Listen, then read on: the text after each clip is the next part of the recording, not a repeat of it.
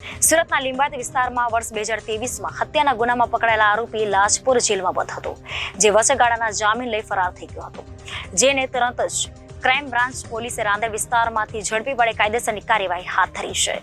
Surat crime branch police પાસેથી મળતી વિગત મુજબ ઇન્ચાર્જ પોલીસ કમિશનરે સુરત શહેરમાં ગુનાઓ આચરી નાસ્તા ફરતા તથા પેરલ જમ્પ વચગાળાના જામીન પરથી ફરાર થઈ ગયેલા આરોપીઓને પકડી પાડવા સૂચનાઓ આપી હતી, જે અનુસંધાને પોલીસની ટીમને બાતમી મળી હતી કે લીંબાયત પોલીસ મથકમાં હત્યાના ગુનામાં વચગાળાના જામીન પરથી ફરાર થયેલો આરોપી રાંદેર ટાઉન 3 બત્તી પાસે ઉભો છે, જેથી પોલીસે આરોપી મોહમ્મદ મહેબૂબ ઉર્ફે SK મોહમ્મદ બદલે આલમ શેખને ઝડપી પાડ્યો હતો.